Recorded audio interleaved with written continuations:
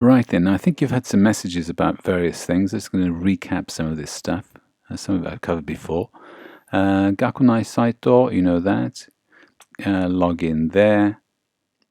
And then you get these webmail, you get Gakumu Portal and web class. Those are the main things you have to worry about at the moment. I think there's been a message about Office 365, so you might want to check this one out. If you go into your webmail, if you haven't done this already, if you go to the top left-hand corner here with this funny 9-dot box and click on that, you can see I've actually installed this Microsoft stuff. Here you can do that. If you haven't done it already, you can go to Office 365 in the top right-hand corner there, and you can install. It takes a bit of time, but not that long. But you can install that and use your university ID and password in order to achieve that. Okay, so that's worth doing. Things like forms are quite useful. I think many of you have already done that. So that's one thing. Let me just go out of that for the moment. Let's go back to this area here. Gakumu Portal next week, after the students start registering the middle of next week, this is going to become an issue. First week, this is where you focus. Gakumu Portal, this is where we set up establish communications. So Gakumu Portal, you go there. I'm losing my... Why did that happen? Okay, right. Okay, so you log into that. You go to this funny box at the top, the familiar funny box. You've seen this before, probably. Unless you're starting this year, you've got the syllabus. You put the syllabus and stuff in there. Remember that. You put in your the scores, student grades, and so on. You're actually looking for this. Zhugyoshian, that's the lesson support.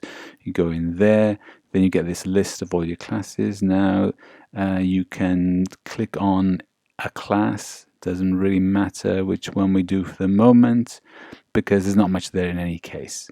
You can look at this bit here, Dishusha Meibo. Okay, the one near the bottom there. You click on that, and at the moment you see nothing. Hopefully next week, after this, automatically as they register, they will come through here and you'll see hopefully their student number, their name, and so on. Yeah, all the information about the students there. You should be able to get that for each class. You can also look at this bit here, Keijiba. Okay, again, there'll be nothing there until you put it there. Use this new entry bit here. You could make a little message here if you wanted to.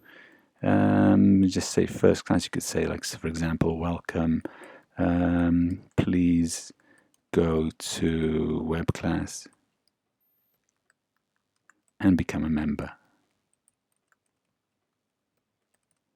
This class. That will give you a few more options then for communicating with the students. Maybe Gakumu Portal, just Gakumu Portal is going to be enough. You could, for example, here, if you wanted to, you could copy and paste a Zoom invitation in here for the students and tell them what time it's going to happen.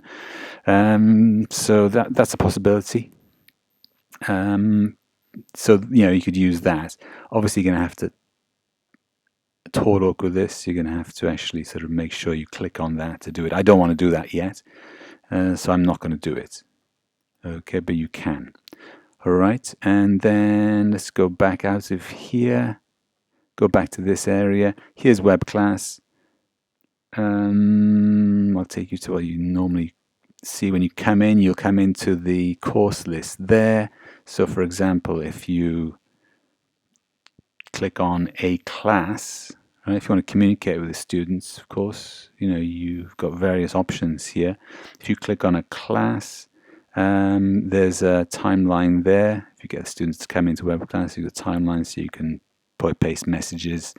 You can, again, put Zoom invitations, that sort of thing up if you want to.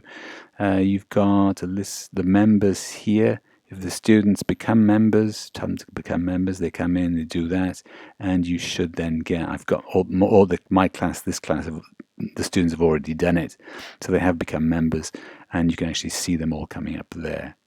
So that's kind of nice. It's all in a nice, ordered fashion. So that's that. You've also got this shuseki function here. Hang on. What do I do in English? Okay, you've got this attendance function here. All right. And apparently you can set it. So for example, you want to set a class for, I don't know, let's say Thursday the 30th or something like that. And it starts at, who knows, 10:50 or something. And you start from, I don't know, 1 minute, I suppose. 10 from start.